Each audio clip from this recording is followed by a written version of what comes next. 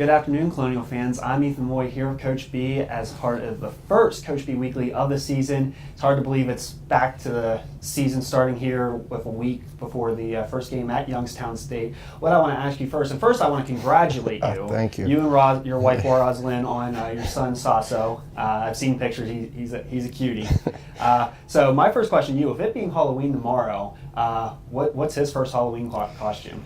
I'm asking the hard hitters right away. Yeah, I don't really know right now if we made a decision at this point. Okay. There's a few options. A little ball player was one I was thinking would have been really. Yeah, we have something set up for that.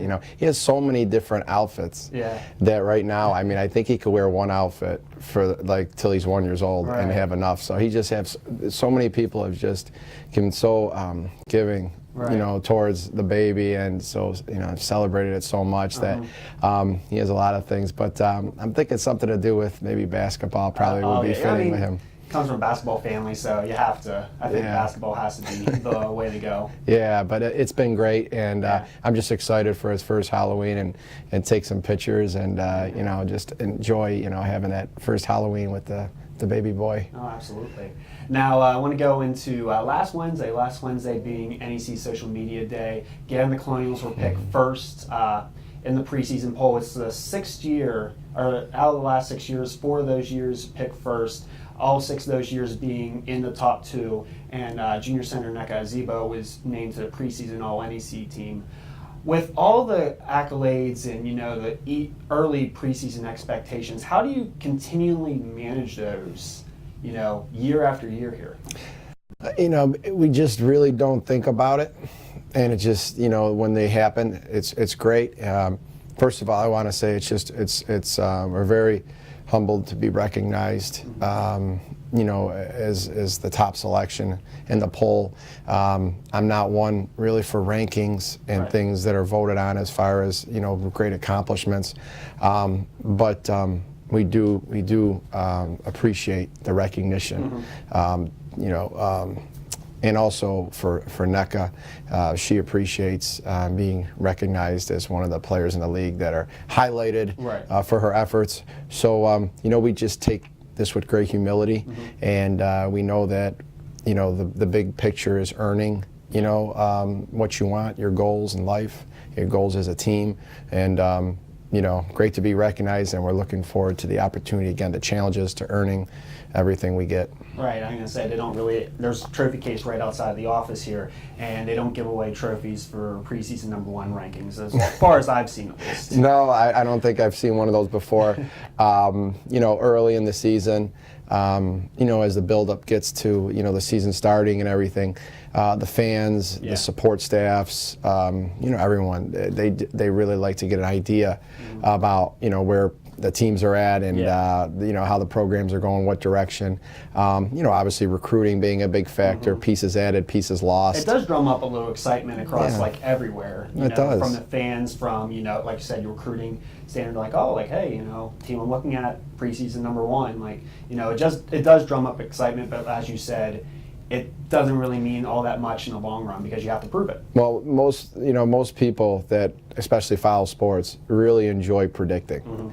That you go into the NFL, everyone used to do their picks and they used to say who they think's going to win, and sometimes you have like a family pool where everybody kind of picks games and you keep track of the records. You see it on TV all the time, and a lot of times it breeds like an excitement for well, that's what I expected. You put your kind of handicapping into the season. So I understand all that, and where we're at, that just our culture here in our program, it's not something we really live for. It's the media day was great for us to go out and to see our fellow coaches and some players that representing the teams and seeing the conference office and the media and talking to people and stuff.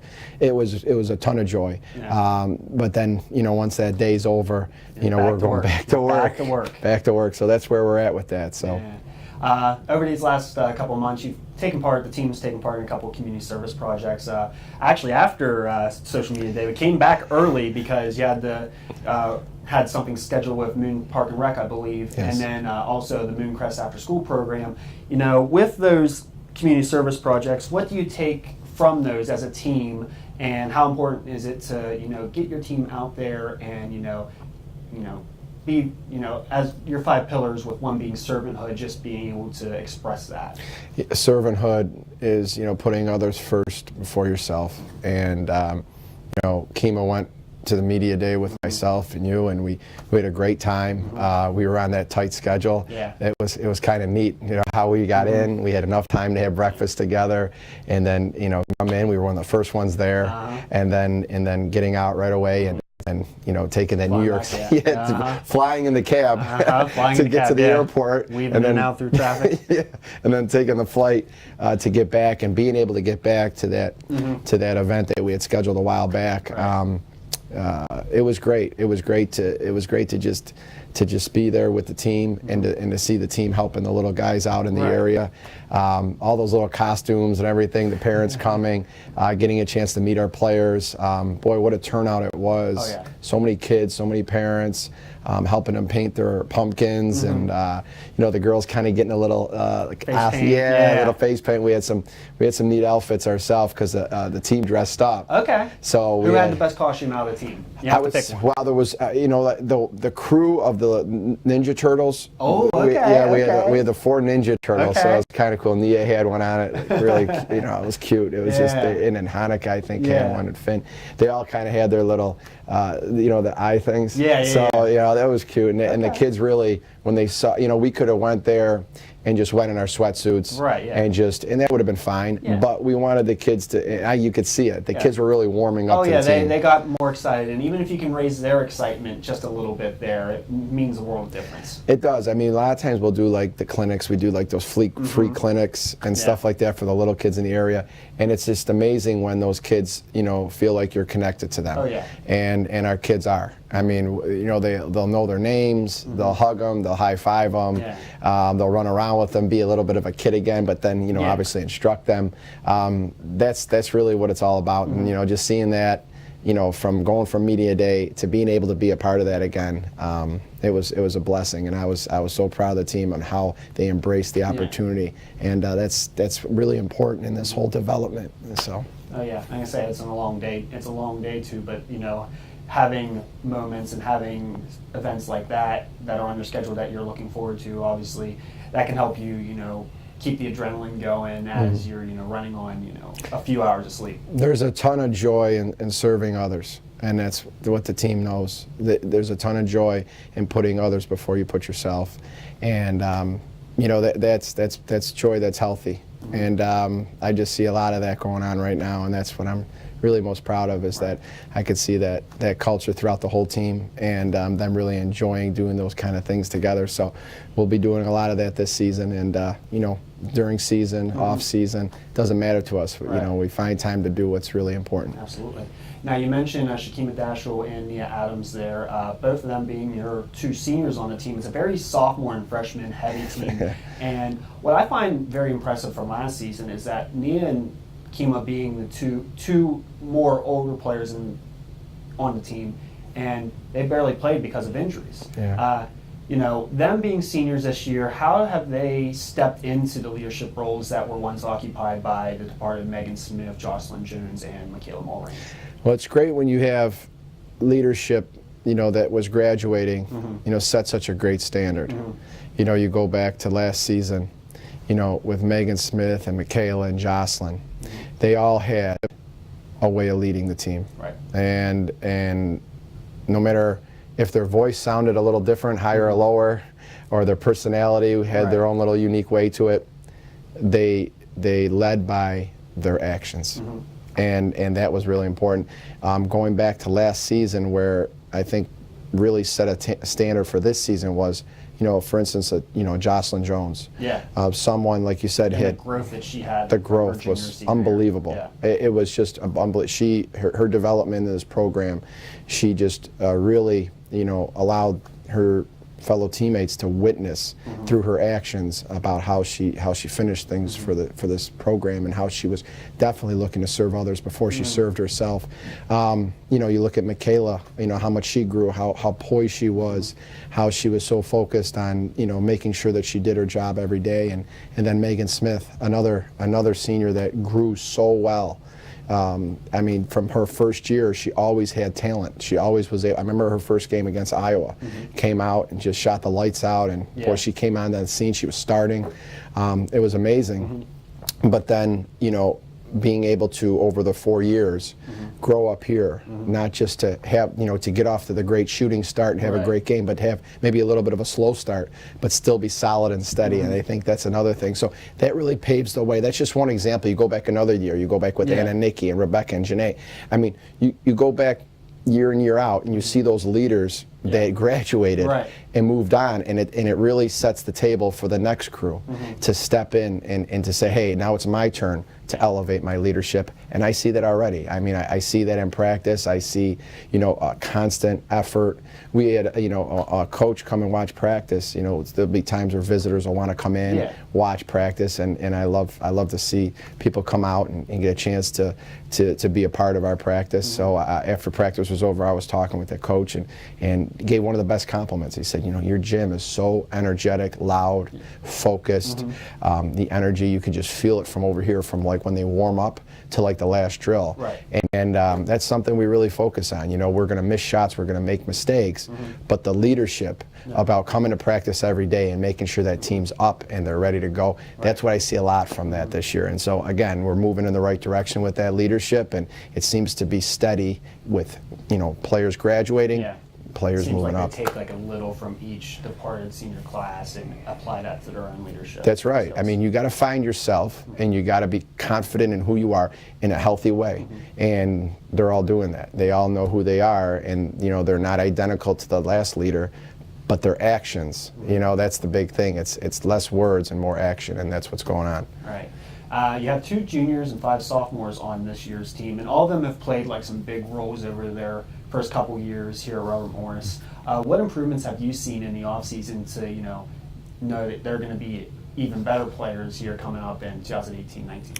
Well, you could see it from just playing with a better pace and just really understanding what we've done before and taking it to the next level. Now, knowing last year, like, you watch a lot of video. Right. You watch a lot of it. I mean, we do.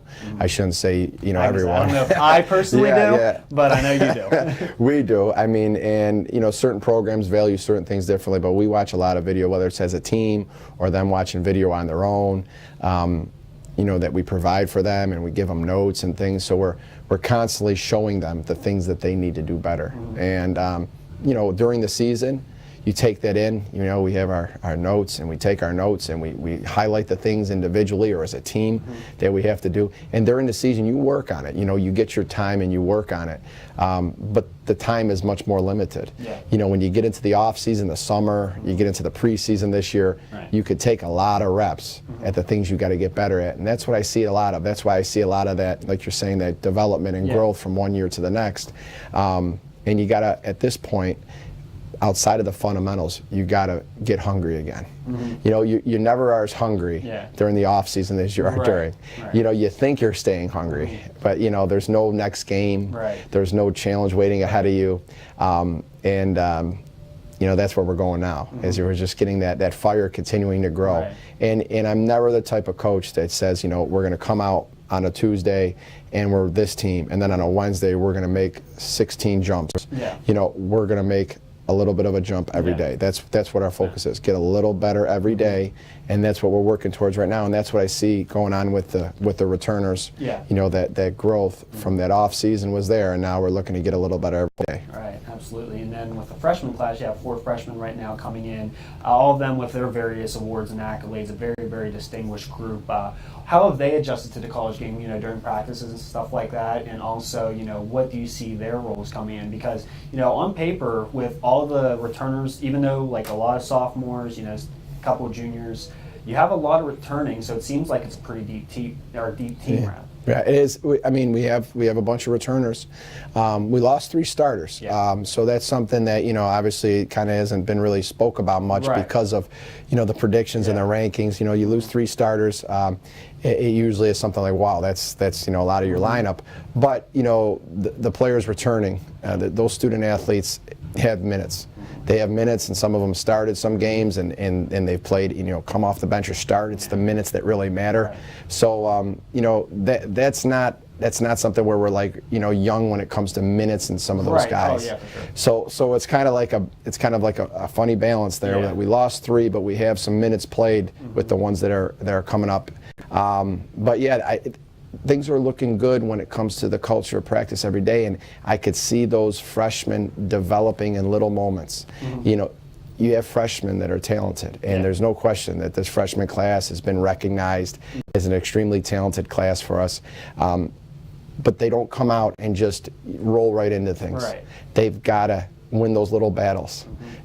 There's always those little things that they got to get better to be able to go out there and to do the things that we're asking them to do. But you see those moments happen. We'll come up and meet after practice, and we'll talk about how practice went, and we'll go around and we'll share the thoughts and ideas, the drills that someone was administering and coaching on down at one end of the court where the other coaches weren't there. They're kind of going over and saying, yeah, then this drill. And we're going over things, and we're talking about those little moments where people did things really well, or they struggled. And with those freshmen, you got to look for those moments, because when you replay them, you say, oh yeah, that was nice how she did that, and we were asking her to do that, and she struggled for like the first 5 weeks with that. Yeah. All of a sudden yesterday, it clicked. They clicked, and that's what I live for. Yeah. I live, the things that come easy. Yeah. Especially with the freshmen, that's why they got to be so good up here. The things that come easy, we think is great. Oh, that came easy. You picked it up like that. Yeah. The things that are tough are the ones that really feel good when you get it. Like anything. I mean, it could be anything in life. Yeah. What would you say was something in your life? I'm going to ask you a question. Whoa. Okay. What was something in your life, would you say, that was really tough for you to get? Whether it was, getting up at a certain time or whatever. I don't want to steal your answer. No, you're good, but what was it? And then it took you a while, and then you got it. I can say you kind of did steal an answer there, because I know when I first was a student at Robert Morris University here, I was one of those people that would go to sleep at like 2, 3 a.m., wake up at 11 and start my day there, and I would set my classes up to be like that. After graduation, I turned into a morning person more, and now I see myself, getting up at 7 o'clock in the morning, making a cup of coffee, everything like that, and start my day from there. And that might just come with age, but that's something that, it kind of clicked after graduation, like, hey, listen, like, you can't get up at 11 a.m. every morning and start your day from there and then stay up till 3 a.m. Like, you have to, take some responsibility in that regard. That's right. And I didn't mean to steal your answer. I feel like I did. Nah, it's all right. But yeah, and wait till you get a little bit older. You'll be getting up at 5 in the morning or something like that, like I do now. And you're like, wow, at 5 in the morning, I'm up and I'm ready to go. Right. It's just something that you probably never thought. I'm never going to get up that early, but you put your mind to it and you made a change. And that's a great example, because these student athletes, when they come in, they have that first beginning of that independence to say, hey, I can sleep when I want, I can do what I want, I don't have mom or dad yelling at me. Exactly. And now they have to realize that it's not for them. It's not for their parents anymore. It's for them to get up and to get going. So sometimes that battle's tough for a while, like maybe it was for you. But when you get it, just like any skill set or anything we're doing, like, once a baseline jumper or something like that, That's right. The release might be off or something like that, but once it clicks, like, Boy, you have a sense of pride of seeing that. Because you earned it. Yeah. And that's what we're all about. You'll hear the word earn in our program so many times, and sometimes you'll be like, wow, that's one of probably the most popular words in the program is earn. But it's right, because you feel that earning sense that, hey, I worked really hard for this. And that's what makes it feel good. If you just got everything so quickly and easily, it wouldn't mean anything to you. It's like if it didn't rain, the sun wouldn't feel so good when it comes out. You know what I mean? So that's kind of our mentality right now. And I see the freshmen really doing a good job. And I seen the smiles the other day. I actually saw, like, Bella, for instance. She did something that I've been asking her to do, and she did it real well. And she threw a beautiful pass, and we scored. And she came back to the huddle, and I could just see the smile from cheek to cheek, and she felt like, boy, I didn't realize I can do that. And I got it now, and you could see that connection. So as a coach, that's like one of the best, at least for me, I should say, what I value as a coach. That feels great for me. So those are the kind of little freshman moments that we're talking about. Yeah. Now I opened it up to some questions here for the show here, and I got one here from John. John asked, it's impressive that the team can be so successful on and off the court. What really goes into posting consistent high GPAs as a team? Okay. Well, John, I would say that the biggest thing that we could always focus on is our effort. And the mindset towards effort is the extreme importance when it comes to being able to do things in all areas. If you have a work ethic, you can accomplish what some people would say is too much. Right. You know, there's people out there that dive into how many different things, and they look to do them all so well. They put their mind to it, they put their heart in it. Their downtime is work to some people, right. and they're out on those downtimes. That's enjoyment. You know, studying for a test and wanting to get a good grade. You know, wanting to come back and be able to say I did everything I could to get the best grade I could, whether they got the A or the B plus or the A minus. They did the best that they could to get that score, and that's the kind of culture to be in this program. You have to want. You right. got. If you're not 100%, if your screw isn't tightened all the way with that mentality, that's what we challenge you to do here. So that's how on and off the court we've been able to be successful, is that, you know, the student athletes that come here, they want to challenge themselves. You know, I give like an example of like someone that dives into a lot of things, like Tim Tebow, guy who's like one of my favorite athletes, is because Tim Tebow, if you go on his webpage, the Tim Tebow Foundation webpage, you will see that he is involved in so many things. That you would think, where does this guy have the time to even brush his teeth or comb his hair or take a shower? It's like, how does he go from this event to this event to this? And this is what he enjoys. Yeah. He enjoys the challenges of being in a lot of different people's lives and helping them, where some people would feel that this is overwhelming. I just want to lay down and watch TV. Right. Well, you know, to be in this program and to be a student athlete here, you got to be energetic to want to, you know, to do the best you can do in class, to sit up front in class. I mean, you know, our student athletes are sitting up front. They're raising their hands. Yeah. They're asking questions. They're staying after to make sure they're participating. So, you know, as much as we're very intelligent, we also are work ethic driven, and that's more important than anything in life. You know, if you have a great work ethic, you're going to be able to accomplish what John's asking, which is on and off the court, just pushing yourself to do the best you can without losing that joy while you do it. You got to find it joyful to be, you know, a hard worker. Right, and you know that's obviously why the team has earned, you know, number 4 GPA in the nation this past year. Yeah, you know, it's funny because we were 2 the year before, and then we went to 4. But the grades got better. The GPA went up. Yeah. But that's good to see. I mean, you know, whether we were 1 or we were 4 or 2 or whatever, it's all about us knowing that we worked our hardest to get there, and we didn't sacrifice serving others and giving 100% on the court to get there, and we didn't become miserable doing it. And that's really important, as well as, you know, what's the sense of doing so well if it's going to bring out the worst in you.